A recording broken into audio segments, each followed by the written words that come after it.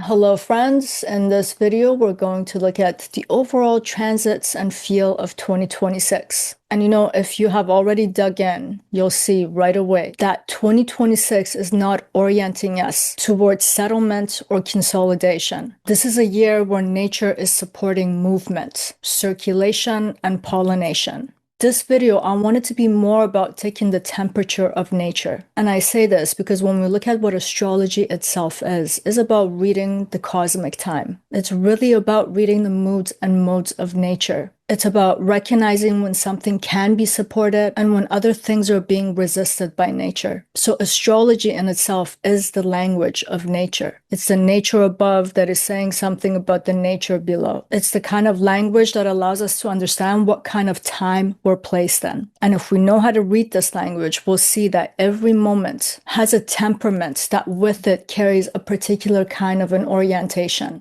And when we know how to read this, we'll understand something about how we need to direct ourselves.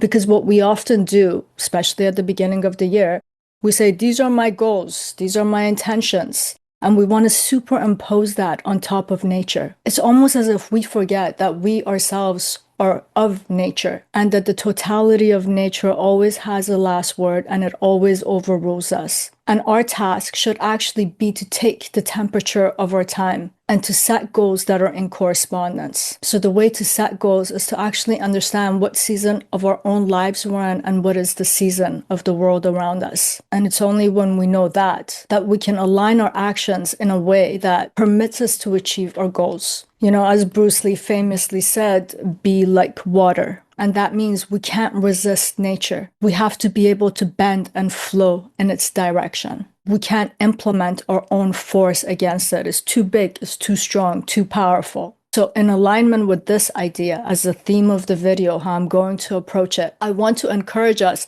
to ask a different kind of a question. And that is for us to sit there and ask, where is nature pulling me right now? How can I move based on the way that it's moving? What's the direction of its force? What kind of efforts are actually being supported in this moment? And what kind of expectations are quietly being dismantled in the background? This is to employ our instinct and our intuition as well as our logic. And I'm also saying this and I'm kind of laboring over this idea because I want us to understand how to move through this year without so much pain, because this year has so much movement in it. I know for me, each of the planets is representing a force of nature. And at the same time, because we are an extension of nature, those forces are iterated within us. They're invested within us. They are our drives, our instincts, our desires, our emotions. So if we understand what's going on around us, we can summon those drives within us to be in correspondence.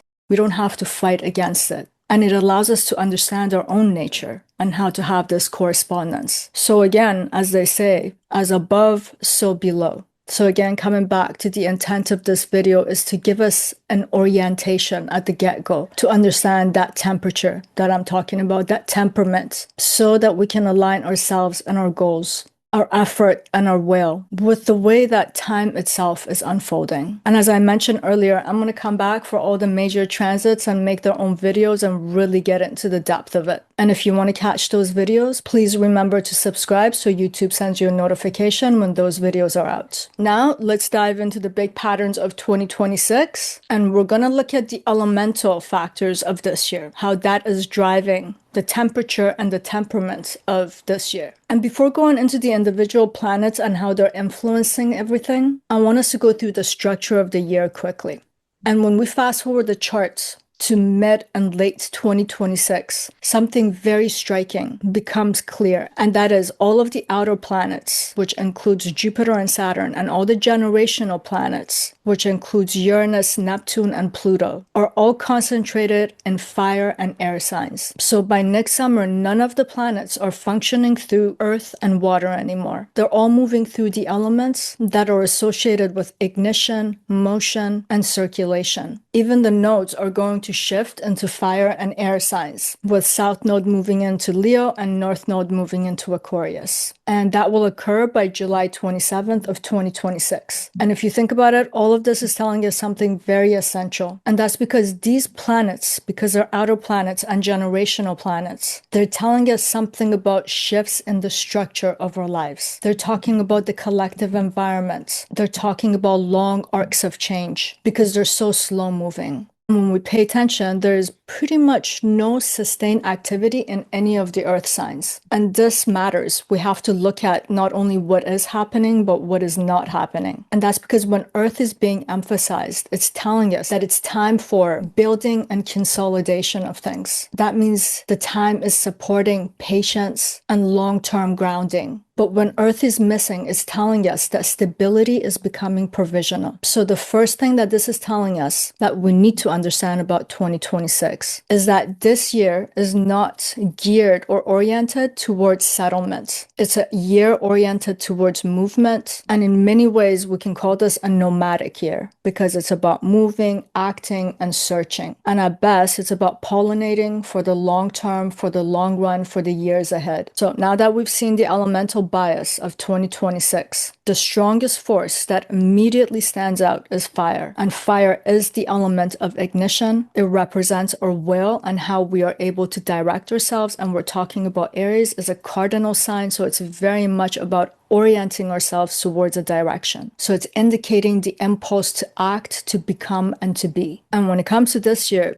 this sign and this element is not at all straightforward in the sign of Aries. For one, we have Neptune entering Aries on January 26th, right at the beginning of the year. And we have to remember, Neptune's very nebulous. It's about blurring things, dissolving boundaries. And in the sign of Aries, we need a very good defined self-definition because this is a very individualistic sign. How are you going to orient yourself if you don't know who you are? This is how we know our sense of purpose. This is where the passion of Aries coming through. But you put Neptune here, these very factors get blurry and confused. Neptune's bringing an element of dreaminess, fantasies, in a place where we need to be decisive, resolute to be able to ignite at the right time. So all of these factors can initially feel a little blurry. It can elude us. So this makes initiation difficult. Not understanding what we're acting towards becomes a common theme. And the pressure can get so built up that we feel like we have to take extreme actions. Extreme action to have a self-definition that can almost become mythical, completely unrealistic. It's almost like suddenly having a superhero complex of how we need to save our lives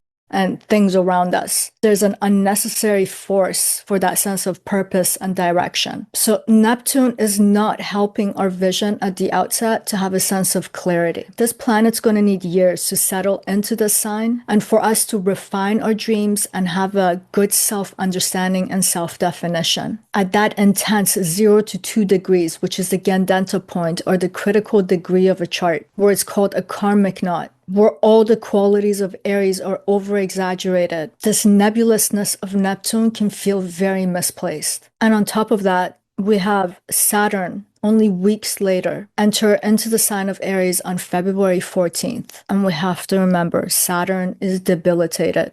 Is one of the most difficult debilitations. I would say actually after the moon or equal to the moon in astrology. And Saturn in Aries asks us far more difficult questions than all the things that Neptune might be doing. And not to mention it's conjunct Neptune. Saturn's constantly going to ask us, what can you realistically do? Neptune's creating all these big dreams to a point that I'm saying we can have superhero complex. And then we have Saturn come in and now Saturn wants us to be super realistic.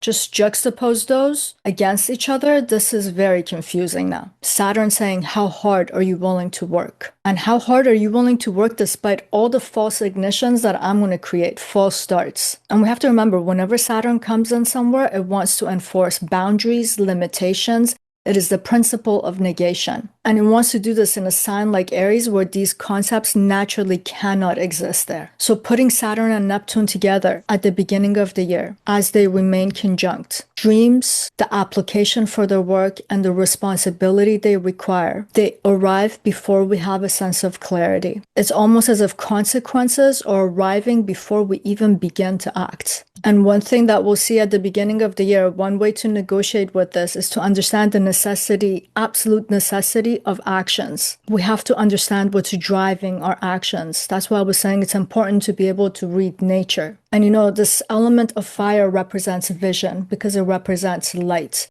So in the sign of Aries too, that sense of passion and purpose that can come out of this is because we have a vision. Mars' sign. Mars is very goal-oriented.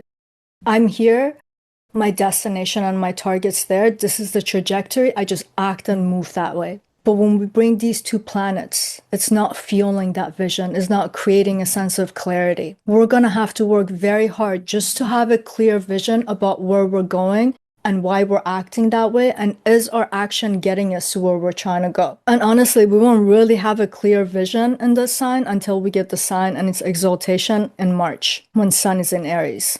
And I would say a lot of this work in the first quarter of the year, because Saturn was dissolving so many things in Pisces, it was deconstructing our meanings. We're kind of arriving to a new place where we're supposed to act, but we don't still understand what our meaning is, what our purpose is, where our target and our destination is. So we can think of this as a lot of trial and error because we're trying to figure that out. So I think it's worth it for us to sit back and be patient with this process, not to be so hard on ourselves or on other people around us, as we're all trying to figure this out. In a lot of ways, we are in a new meaning-making process where this meaning's going to come through our actions. It's not through feelings or reflection. We have to find a new sense of conviction by acting. So this is also telling us our self-confidence might be a little bit low.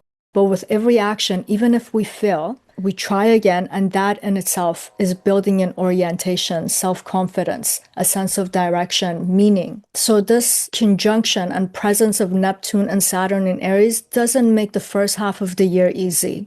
The rewards of it will come later in the year, in the second half. And that's because Jupiter moves into the sign of Leo, and now we don't have a Jupiter that's squaring the sign of Aries, from Cancer to Aries.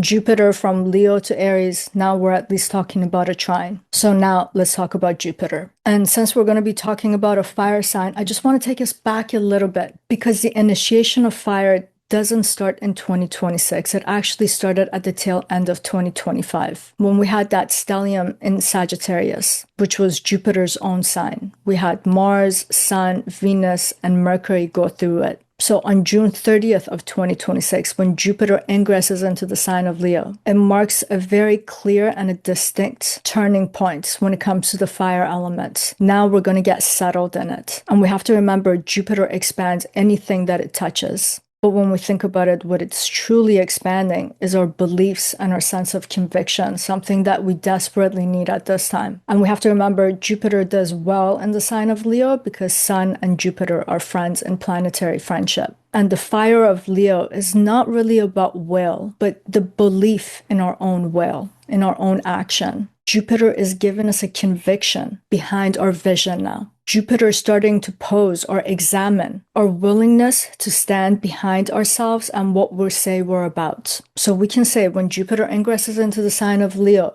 vision comes back. The resoluteness of our heart can come back online. And that's because this Jupiter in Leo magnifies questions of personal authority and self-authorship. Again, something we desperately need by summertime after a few months of Neptune and Saturn there. And Jupiter doesn't do this in an egotistical sense, but it's trying to show us a sense of ownership, something that resembles more along the line of what it means to be self-possessed, self-governed. So again, Jupiter comes in. Now Jupiter is asking, who are you really now? Who have you become through all the things that you've lived through? Now tell me, what are you willing to claim as yours, as your own? What is your power? Where is your power? And what direction are you willing to stand behind now? And even if no one else validates it, because Jupiter is trying to cultivate a sense of conviction about who we are and what we're doing. So this is a Jupiter that's trying to restore meaning back into actions. It's putting conviction behind our movement. And this is important because, again, Saturn and Neptune were eroding our previous sense of certainty and self. So Jupiter is working to relocate and reposition us. It's helping us to find our center of mass.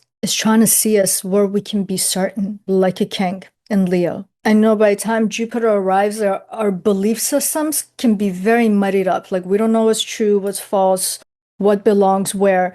So Jupiter is testing. It's a sense of trust and conviction behind our beliefs again. But of course, the story of fire doesn't end there because on July 27th, both the nodes change signs. And again, this is where fire is going to change its character. So we have Jupiter just a little bit on its own, less than a month, about a month or so. And then K2 comes in, and K2 doesn't want to amplify identity. It wants to strip it off again. K2 wants to dissolve our attachment to any kind of an image we might hold of ourselves. K2 does not care for performance and the meaning that we would extract from that kind of an imagery or image of ourselves. So when K2 comes into Leo, K2 is going to make sure that our actions are not fueled by ego.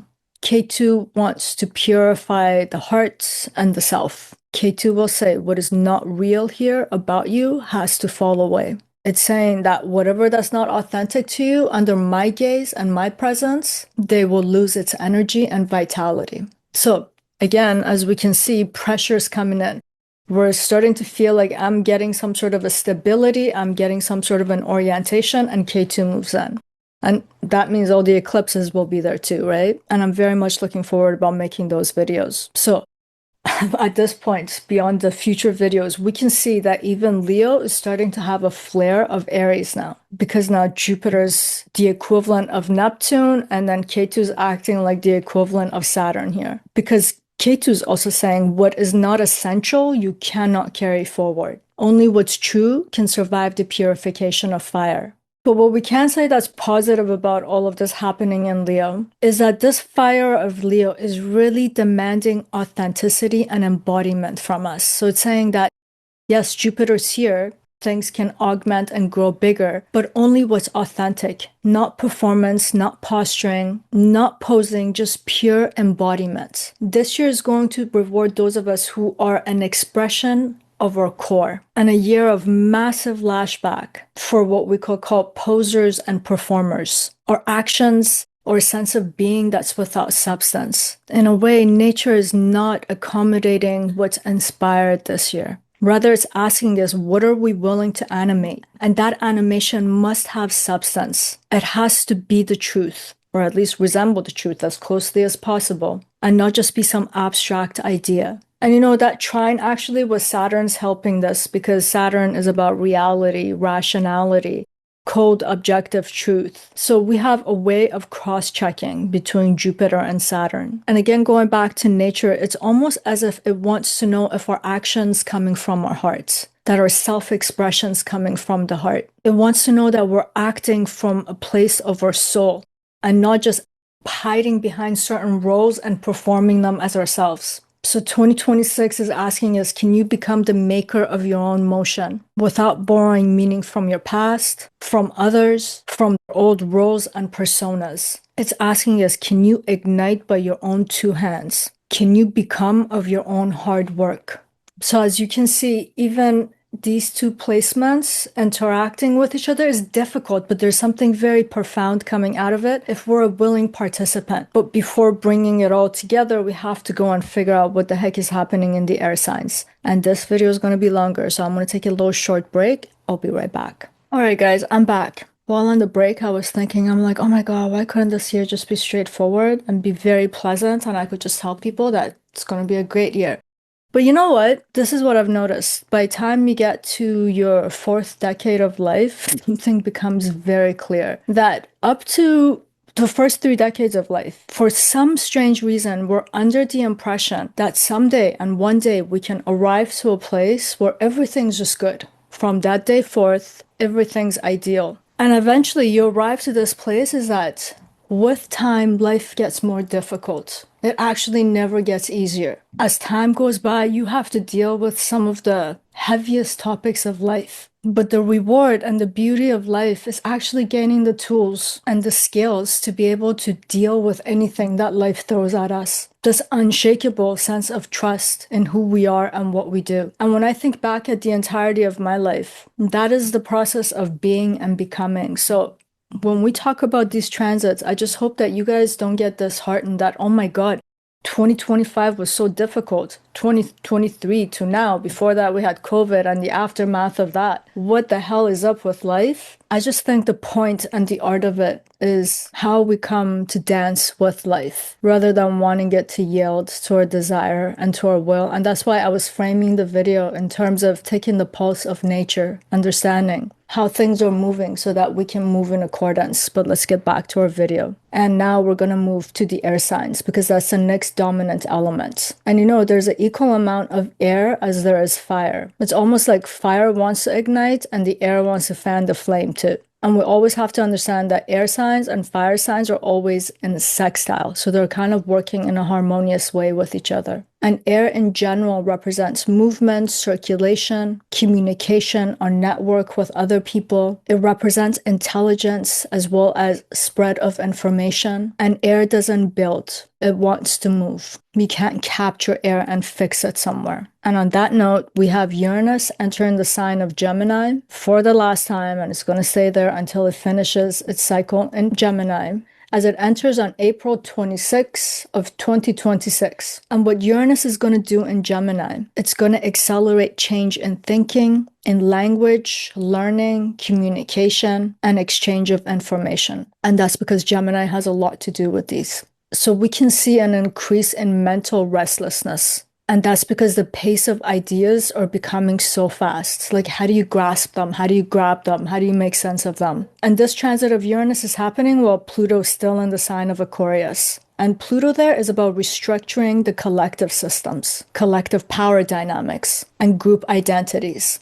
So this is about shifting authorities from individuals to collectives. So this is about authority shifting from individuals and going towards abstract systems and networks. And not to mention, in summertime, Rahu will also enter Aquarius where Pluto is sitting. So they're kind of like on a collision course because Rahu goes backwards, Pluto's going forward. At some point, these two are going to meet. And with Rahu there in the sign of Aquarius, everything's getting amplified. So they're going to feel loud and larger than life. In a lot of ways, Rahu and Pluto will hijack the world stage, and many times over and over for the next couple of years. And the other air sign, it's important to say this because the other air sign is Libra, which is a sign of equilibrium. It's going to pretty much stay dormant until the end of 2026. And this is also telling us something important, which is there's so much movement, but there's no balance or equilibrium for it. And it's important to have some sort of a balance, especially when it comes to the air signs, because the air is just about movement. It's about circulation going around with no resolution. In fact, if you're trying to force resolution on air to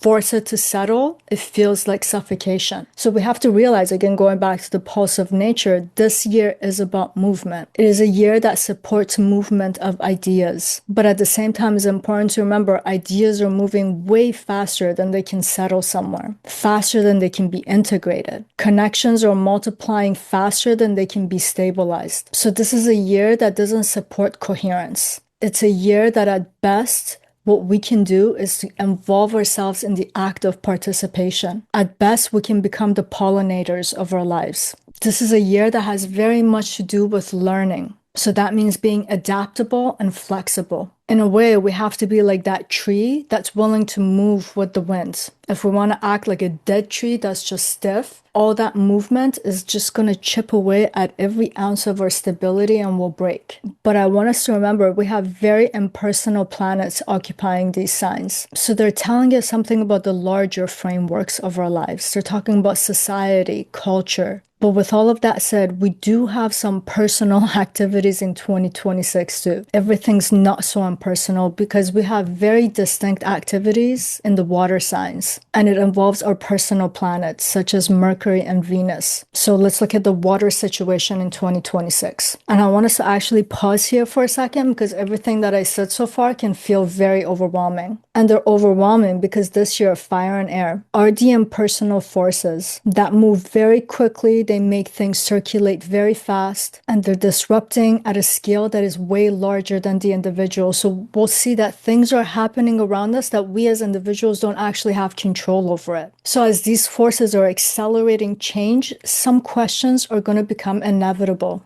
for us individually. we'll be forced to ask ourselves, for instance, how do I actually live my life inside of this strange pace? How do I do it without losing myself? Like, how do I take so many impersonal things that are affecting my life around me and actually make them feel like they belong to my own lived experiences? How do I make the impersonal personal? And because the water element represents our interiority, it governs our emotional processing, memory, and psychological integration, this component of 2026 is actually very helpful, even though it's coming in a strange way. And this is where Mercury becomes super important this year. So this year, Mercury is going to retrograde 3 times, and all the retrogrades will be in water signs. The first one will occur in Pisces, where Mercury is debilitated on February 26th to March 20th. The second one will be in Cancer on June 29th till July 23rd. And the third and last will be in the sign of Scorpio from October 24th to November 12th.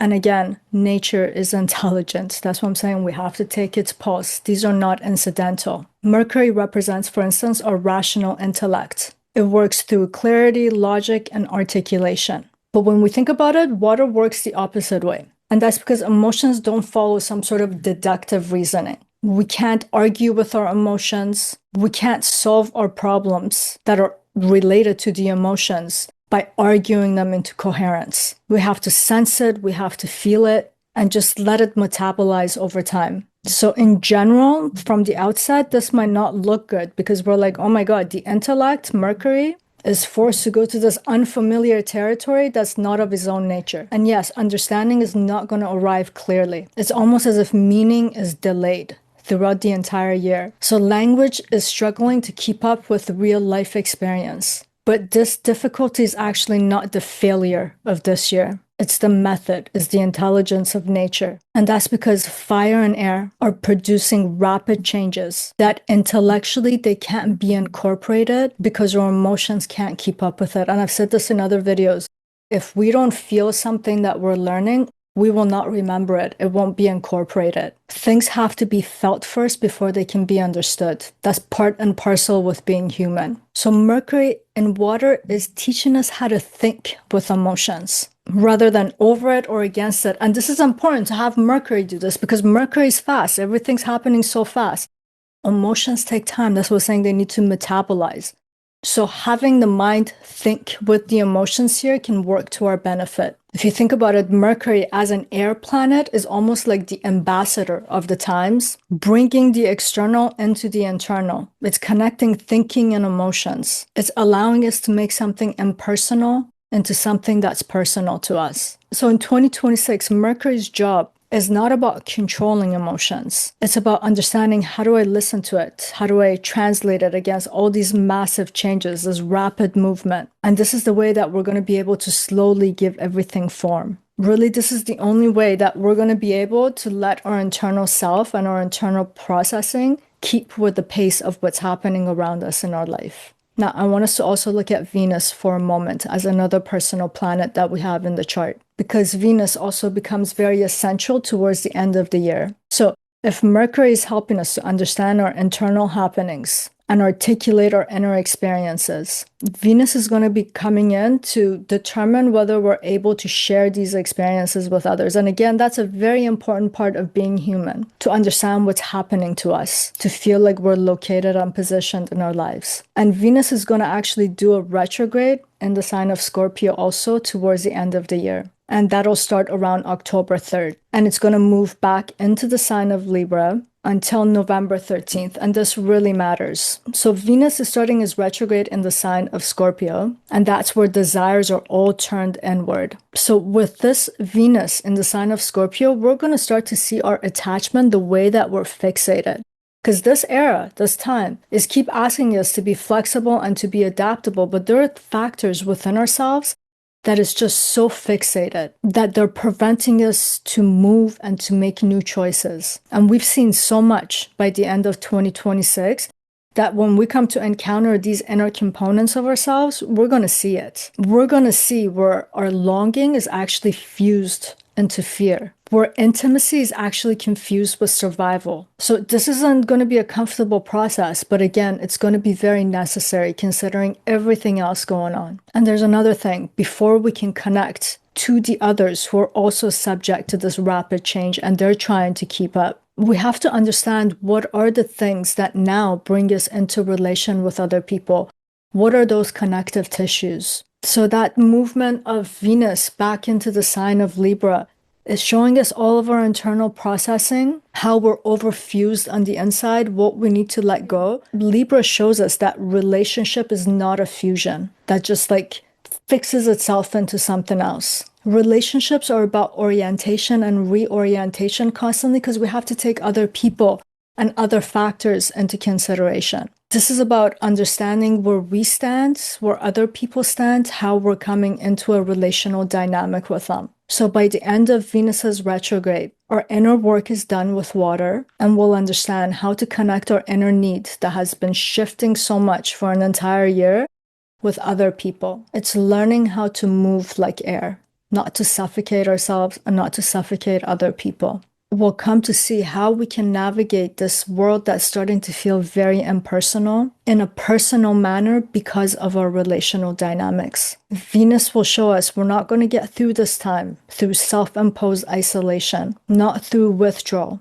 but through the capacity to find other like-minded people, like-hearted people, and without the need to collapse onto them or to be able to control them. So Venus is showing us how we can still be relational in an ever-shifting world. So in some ways, Venus is teaching us how to live graciously, gracefully, in a connective way to the world, to other people, and feel our lives as something personal, despite all the rapid shifts and changes that feel very impersonal. So far in the video, before going to the next topic, we saw that air and fire are dominant, water is very active. So we got 3 elements here, right? And in astrology, we have 4 elements. Again, I want to go back to Earth for a second. And that's because Earth is pretty much missing out of 2026. And that means that this year is not going to offer us certain things. And that's long-term grounding, consolidation, or patient construction. And I want us to realize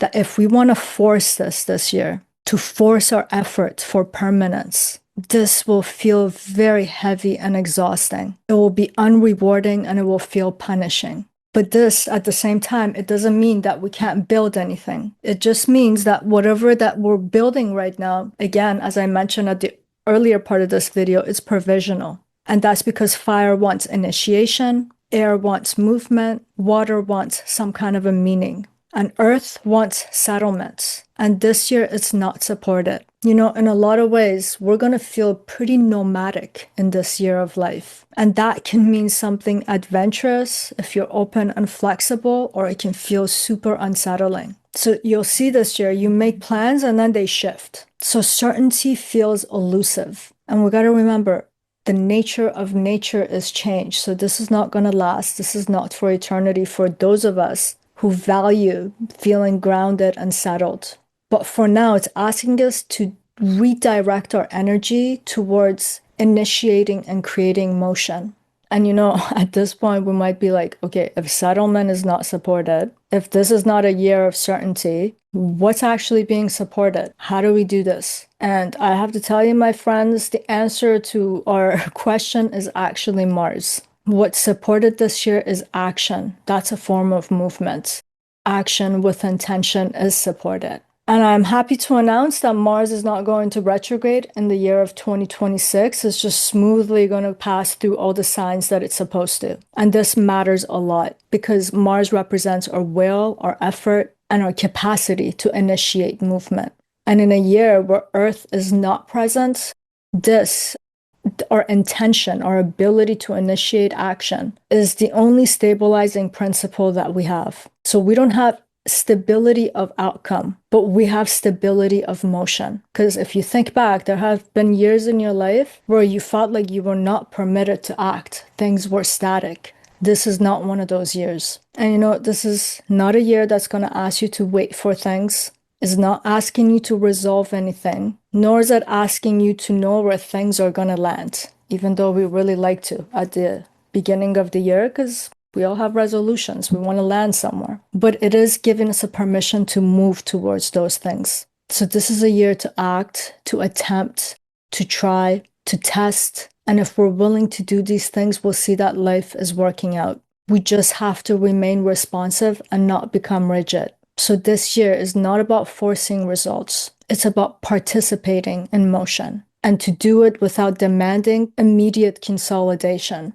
2026 is asking all of us for intelligent movement, to be responsive, and to align ourselves to the direction where life is taking us rather than trying to enforce our own. So if we can avoid the resistance to this, we'll see that we're moving, things are happening, we don't necessarily feel settled, but all is well. And Mars becomes super important towards the end of the year. And that's because as we get closer to the end of the year, Mars is going to start to slow down. It's preparing for its station to go retrograde in the sign of Virgo, which is an earth sign, before it coming back into Leo and then going back into Virgo again. And again, nature is intelligent. And this is not a contradiction again. This is again a form of continuity of nature and how it works. Because Mars in 2026 is telling us keep moving. In 2027, it's going to say to us, integrate. And what are we integrating? All the things that happen with air and fire in 2026. But that work belongs in 2027. And if you think about it, Mars retrograding in the sign of Virgo, it's bringing discernment, refinement, and practical integration. And Mars represents logic. So it's next year that we're going to sit and we're going to review all this motion. And then think about Mars going back into Leo. It's going to align everything to our sense of purpose. So then we can go back into Virgo and do some serious consolidating and grounding after that. So in 2026, it's best for us not to expect to conclude any kind of a story, to have one set destination. We just have to show up with a willingness to move and to move without guarantees. We need to act without over-determining outcomes. And this can make us feel super vulnerable and unsafe. It feels risky. But again, we have Mars, the warrior, marching through all of it the entire year. And that same Mars drive is invested within us. That's why I was saying, if we can align ourselves and our nature to the nature, the bigger nature, we'll know how to get through this year. And as we move, we'll come to see that we can trust the process and the grounding will come. Just not yet, not in 2026. We just have to learn this year how to align our will with the rhythm that's much larger than us. And when we can do that, we're gonna feel like we're not swimming upstream and we're not fighting and we don't have to overcome this resistance. Action itself can feel like cooperation with the times. And there's a sense of beauty in that. There's a sense of joy in that. And we're getting to the end of the video. And before going through putting everything together and concluding this video, if you like the content of this channel, please do remember to like, share, subscribe, and of course, comment. I'd love to know how you're envisioning 2026, how you see these transits, what excites you, what's making you feel cautious. I'd love to hear from you guys. And I know a lot of us in the comment section interact with each other. So shared experiences can help all of us put things into context and to move through it all. And if you want a reading of these transits in your own birth chart, you can go to my email in the description box below. Or for more information, you can go to parisayazdi.com. And now to conclude. So let's step back for a second and look at the entirety of 2026. Let's bring it all together. And I want us to keep in mind that we're looking at this through the lens of nature. We're trying to understand the mood of nature and how this mood is trying to orient us, which when we looked at it right now, it's orienting us towards ignition and circulation. It's orienting us towards movement rather than consolidation, towards participation rather than certainty. And as we saw, fire is dominating the domain of the self. It's asking for initiation. At the same time, there are some elements of risk. So this year is asking us to act courageously, but without guarantees. And we saw that air is dominating the collective, society, culture, the larger structures of our lives. So it's carrying the human impulse outwards. It's about spreading ideas, establishing connections that are unusual. Rahu represents eccentricity. In the sign of Aquarius, it can bring an eccentric kind of connection. And it's creating collective shifts that are so rapid that it's hard to stabilize them. And then when we looked at water, it's working very quietly underneath everything. So it's helping us to metabolize all the change emotionally and psychologically so that we don't lose ourselves in the speed of everything that's occurring around us. And yes, it was absent, which is telling us that permanence will not be promised this year. This is a year for flexibility and adaptability. And as I said earlier, if the planets are representing forces of nature, those same forces exist within us as our drives, as our will. And by understanding this astrology, by understanding the times, we can see how these drives are being pulled within us. And lastly, I want us to remember that Mars is moving very cleanly through the entire year. It's not making a muck of things by just settling in one place. So in a lot of ways, nature's not asking us to sit and wait to have a freeze response either. It's asking us keep moving intelligently, logically. Understand how to act in correspondence with the moment rather than against it. One of the worst things we do as human beings is to wish for things that are not, rather than looking what it is and reorient ourselves in that way. The mind has a very hard time negotiating with the concept of nothingness. This is one of the reasons why people stay in bad relationships, because the somethingness, even though it's bad, is better than the potential of nothingness. The invitation of 2026 is to participate willingly and intelligently. Air is an element of communication, and half of communication is listening. So for our own best interest, we have to listen a lot this year. And that's the way we can align our effort with the moods and the movement of nature. And that's when actions stop to feel like struggles, constant struggling. And that's when we feel like life is not about this thing that's constantly just trying to push me to some other direction. And it'll feel more like something that we're moving with. And this brings us to the end of the video. And before I have to play 52 pickups, cleaning all those cards, this is my wish for us in 2026. My wish, ultimate wish, is clarity of movement. May we understand where life is inviting us to move forward, even when the ground beneath us is not solid yet. May we learn how to move with the times rather than to argue against it, to act when action is supported, to pause when pause brings understanding, and to let go of what no longer belongs to the direction where life is trying to take us. And lastly, wherever and whenever motion replaces certainty, may it bring us not confusion, but courage to keep on moving. And I do want to say one last thing. Every time a year ends, we look forward to the next year. But I think it's equally important to give our gratitude for the previous year. And I want to tell you guys that I am absolutely grateful for having the opportunity to do this, to interact with you guys, to get to know some of you, the readings that I've done, the courses that I taught. And in getting to know you, I am grateful for that. And I want you to realize when I make these videos, and I stopped myself for doing this YouTube channel for many years because I was saying to myself, I will not add to the noise of the world, because I knew what I'd be asking you guys. I'm asking you for the greatest currency of human life, which is your time, your attention, and your trust. And I try to show up to the best of my ability to make sure your time's not wasted, that your attention is going to something that might contribute to your life, and that I honor your trust in me to watch. Thank you for that. And that's it for today. Sending you much love. Till next time. Now I have to go play 52 pickups. See you guys soon.